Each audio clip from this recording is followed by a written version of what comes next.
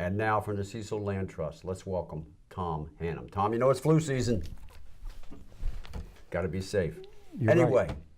There's going to be a lot of people getting together this weekend coming up, right? Yes, we are celebrating Robert Burns. He was a poet and a farmer, so it fits into the Land Trust. And the celebration will entail a dinner in Fairhill somewhere? It's going to be at the Ed Wall Center on the Fairhill property. And we're going to have entertainment, bagpipes. Robert Burns was a Scottish poet and, like I said, a farmer. And he was known as a plowman's poet. Right. And we expect to have 250 to 300 people there, so it's going to be a fairly large event. Yeah, and it sounds great. Traditional food, and I looked at the article in the Cecil Wig, and I saw people with kilts and the haggis, which is probably something everyone should probably try, and a lot of other good stuff. And my buddy Brian playing the bagpipes, Brian McCandless. I imagine there's going to be good music and good food, and you're going to talk a little bit maybe amongst yourselves about preserving land in Cecil County. Yeah, I mean, the focus of this dinner is to celebrate the food that's raised on the land. So the food that we're going to eat and serve is going to be local food. Right. And you're going to know where that food comes from. And it's a celebration that the Scottish had. He was 1600s, that's when he lived.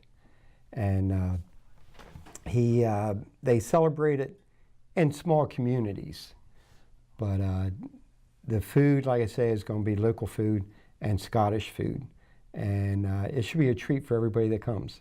And it helps the Cecil Land Trust. Tell us a little bit about Cecil Land Trust. The Cecil Land Trust has been around for 20 years, and we try to preserve farmland in the county. There's a lot of other organizations that preserve forests and other areas, but our main focus is farmland. Has to be at least 50 acres or more to preserve, and it has to be good soil. So when we look at properties, and we've identified 250 properties in the county that can be eligible for preservation. And we look at the soil. We also look at the stewardship the farmers have done on the property. And we have an evaluation form that we evaluate the farms to determine who gets preserved and we can help. Right, and you're on the board. I'm on the board of directors, and we have about 10 people. And as I indicated before, the Land Trust has been around about 20 years. And right now we have about 30 properties in preservation.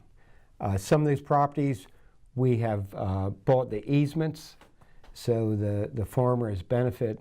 For a lot of them, it's allowed them to keep the farm and the property, or in their families. We also have properties that are just donated. People out of the goodness of their heart and want to preserve the land, and they donate the properties. And preserving the land entails also continuing to work it as a farm, correct? Yes, we do monitor the farms, the properties every year. So we go around, photograph, make sure that they adhere to our standards, that they don't build on the properties, and they're good stewards of the properties. They prevent erosion and manage your properties. It sounds great, and we need that, and it saves the bay. Oh, the Chesapeake Bay people just love us, because once a property is put in preservation, the bay doesn't have to worry about it. And the soil conservation in the county does a tremendous amount of work to prevent erosion and to enrich the land.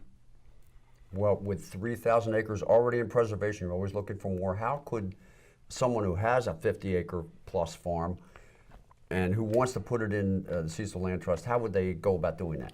Well, they can contact us. We're kind of taking the next step forward. We have hired a director within the last year and an assistant to her. So we are really taking the next step into the future. And we have a web page that's very good. On that web page, it not only tells people to how they can help and benefit us, but also talks to the property owners. So there's a section in the webpage they can click on and go.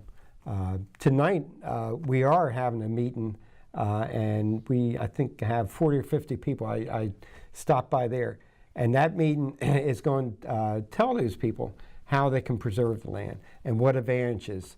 And there are a lot of advantages. There's monetarily, we just got $1.8 million from the state to preserve land. So And, yeah, that's a lot. that's a lot of money. And and there's tax advantages too. I mean, the state and the federal government and the county all want to preserve the land.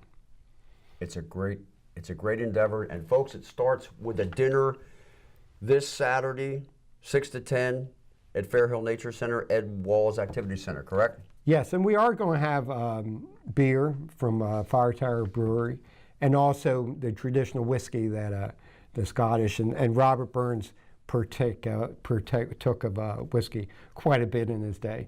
It's a win-win-win. And fast forwarding to April, Yes. you have an event coming up. Yeah, we have Cycle for Cecil, which is sponsored by the Land Trust, and it features different locations in Cecil County, and we have 15 35 and 60 mile route, and you can get that on our webpage, and it's a great event.